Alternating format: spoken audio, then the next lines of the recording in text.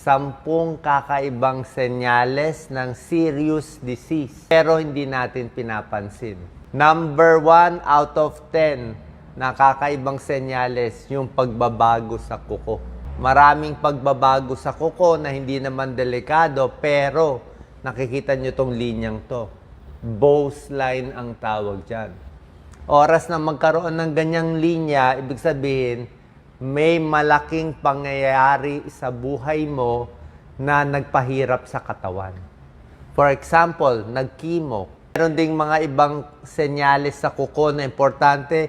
Kung may nakita kayong itim-itim, medyo brown, medyo itim, pwedeng nunal. Nunal na nasa ilalim ng kuko, pero itong mga nunal, pwede ring melanoma. Okay, melanoma is a cancer. Yung laging very brittle ang nails, nagtutuklap, natatanggal. Pwedeng anemic o may problema sa thyroid. Meron din ganon. Yung naninilaw, di ba? May tao naninilaw ang kuko, ipapacheck ang liver. Baka may liver problem. Splinter hemorrhage. Yung parang may dugo-dugo na kulay pula or pink. Kung merong ganon linya-linyang maliit, parang tumatapon yung mga blood clot galing sa puso. Infective endocarditis. Pinapacheck ang puso po natin yun. Number 2 sign, yung mga taong alcoholic, abusive behavior, medyo hindi po maganda. Ayon sa pag-aaral, kung talagang malakas uminom ng alak, usually sila yung mas risky behavior. Sila yung hindi nagpapacheck up sa doktor. Kahit simpleng sakit, hindi nila papacheck up, kaya napapaaga yung pagkamatay. Kasi nga, ayaw nila magpacheck Nag-iiba, nagiging alcoholic sila. Usually, nagiging separated, divorce, nakikipag-away sa partner nila. Okay. Number 3 sign, ito, sleep apnea yan. Habang natutulog, humihilik at humihinto ang paghinga. Okay? Hindi siya ordinary paghihilik. Nakita nyo, yung puso niya humihinto. Nagloloko yung tibok ng puso. Pinapawisan siya. Ayan, may eye bags pa siya. Paggising niya, masama pakiramdam niya. Ibig sabihin, usually, overweight ang pasyente, malaki yung leeg. At dahil dyan, paghinga nila, parang nagsasara dito sa lalamunan. Walang oxygen pumapasok. So, hihilik sila sandali, tapos titigil ang paghinga ng mga 30-40 seconds bago hihinga ulit. So, kailangan pa-check to sa pulmonologist. Sleep apnea po to. Higher risk of heart attack and stroke. Number 4, simpleng bad breath. Okay? Ngayon, pag bad breath, syempre pwedeng hindi lang nagtutoothbrush, kulang lang ang check-up sa dentista, yun lang yun. Pero may ibang klaseng amoy na masama pala.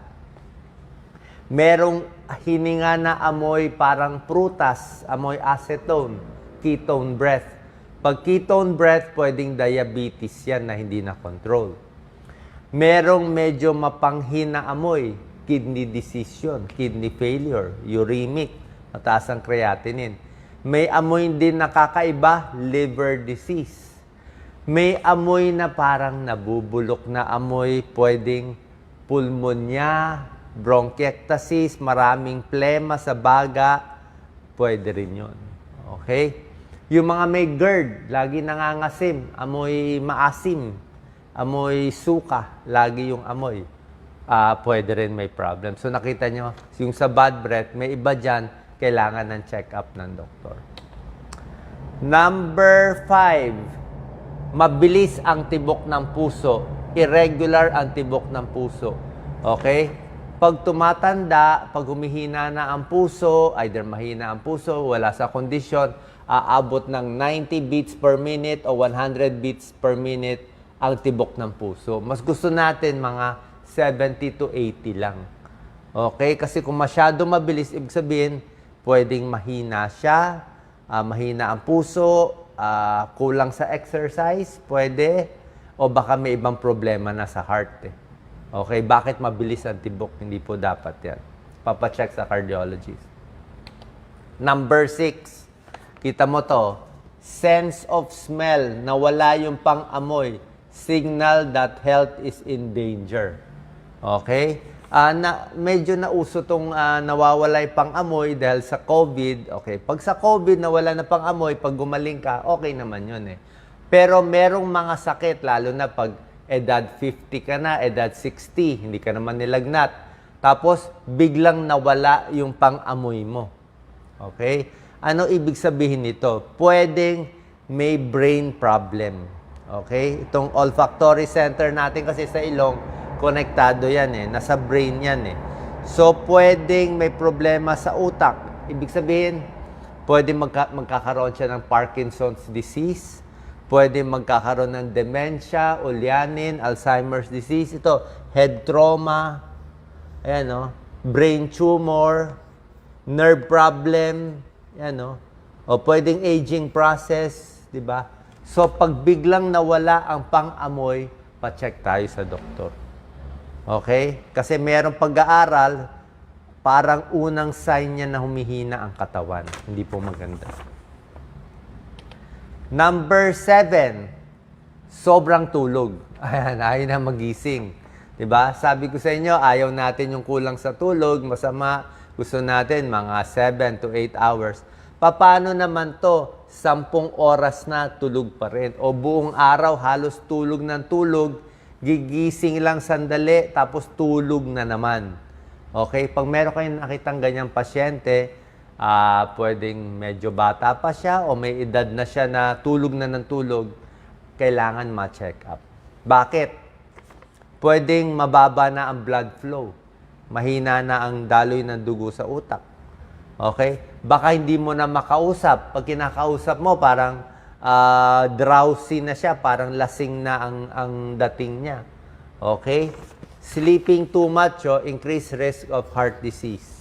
Baka merong masakit. Marami na di-depress. May problema na sa mental health, kaya tulog ng tulog. Hindi na makafocus. Blood sugar, baka sobra taas. Okay? O baka may liver problem or kidney problem, yung lason na pupunta na sa utak, hindi na magising. Merong ganun yon. Okay? So, sobrang tulog, hindi rin maganda. Pero kung tamad lang, ibang usapan naman yon. Number 8, ito. Laging nilalamig. Okay? Okay naman, normal na nilalamig. Kung payat kayo, nilalamig kayo. Anemic kayo, nilalamig kayo. Pwede rin yung malamig na lugar, malamig na panahon. Pero yung tao na laging nilalamig, tapos may kasabay pa na hirap huminga, irregular ang tibok ng puso, di ba? May edad na, di ba minsan sa mga senior may edad, pag nakahiga sila, di ba, pag hawakan mo, ba't laging malamig na sila? Okay? Ibig sabihin, pwedeng humihina na yung organs sa katawan. So, yung mga important organs natin, baka yung puso mahina na, baka yung liver mahina na, kaya palamig na ng palamig yung temperature nila. Ibig sabihin, pwedeng bad sign yun na mahina na yung katawan. So, yan po. Number 9, ito, very important. Papalakas kayo. Grip strength. Yan, grip. Mas mahina ang grip mo, may pag-aaral yan, depende yan sa lakas ng muscle mo. Ibig sabihin, konti na lang ang muscle mo. Okay? So, kung mas malakas ang grip mo, ibig sabihin, malakas din ang puso mo. Pag malakas ang grip mo, ibig sabihin, bata pa yung katawan mo, mahaba pa buhay mo. Pero pag yung grip mo humihina na, ibig sabihin, mahina na muscle mo dito, mahina na tuhod mo, mahina na binti, pati hita, pwedeng higher risk of stroke, higher risk of heart attack. May pag-aaral, pag mahina ang grip, 17% higher risk of dying from heart disease, 9% higher risk of dying from a stroke. Okay? Bukod dito, pag mahina na, ibig sabihin may arthritis na yan. Osteoarthritis, rheumatoid arthritis, may mga tendinitis, mahina na, so hindi na siya stable. Okay? Anong gagawin? Maglalakad-lakad, mag-exercise, para malakas yung puso, malakas yung katawan, papalakasin yung muscle natin, kakain ng maraming protina. More protein, mas malakas, mas mahaba buhay. Pag hindi na makagrip, mahina na grip strength, kaya ginagawa ng doktor yan yung grip, ibig sabihin, mahina na. Okay, yan ang mga signs. And number 10, magugulat kayo dito sa number 10. Laging tinatamad. Okay? Okay lang tamarin minsan, pero yung laging tinatamad, ito, laging tinatamad, long-term boredom, may pag-aaral, bagong research, nakita nila, pwedeng tinatamad ka lang sa buhay, pwedeng wala ka lang gana pumasok sa work mo, pwedeng ano ba purpose ng buhay ko, bakit pa ba ako gigising, ay wala naman akong gagawin sa buhay ko. Nakita nyo, pasama na ng pasama yung iniisip eh. 'Di ba? Parang okay naman mawala na ako sa mundo, paiba na ng paiba. Umpisa lang yan, boredom. Pero may underlying problem. So baka depression, baka merong emotion problem. At nakita nila, pag laging bored, walang gana sa buhay, mas nai-stress yung katawan. Higher stress, higher heart attack, early death. At yung mga taong laging bored, nakita nila, mas mahina yung katawan, mas hindi sila nag-exercise. Usually, pwedeng young female. Minsan, ang trabaho nila, baka simple lang yung trabaho, paulit-ulit, walang challenge, di ba? Ibig sabihin, hindi na gumagana yung utak. Very boring yung work nila. Kaya maaga, nakakalimot, nauulyanin, nagkaka-Alzheimer's disease. At pag more boredom, nakita nila, mas maraming bisyo. Naghahanap ng sigarilyo, naghahanap ng alak, naghahanap ng exciting sa buhay na risky behavior, risky eating, pati yung immunity humihina. Isa lang ang kailangan mo, kung mahirap ka para yumaman, kung mababa grade mo para maging magtagumpay ka, isa lang kailangan mo. Ganas. Anong ganas? Ano yan eh? Spanish eh. Ganas is parang gana sa buhay. Desire. Kailangan meron kang gusto gawin sa buhay. Pag nawalan ka na ng desire sa buhay, yan ang delikado. Wala ka ng gana, empty feeling, exhausted, lonely, depression. Kaya naglagay ako ng tips na super happy, exercise, love your work, di ba? Forgiveness, huwag magalit, tumulong sa kapwa, huwag magalit, huwag mag-bash ng sino kasi malulungkot ka rin. Don't worry, simple lang ang buhay.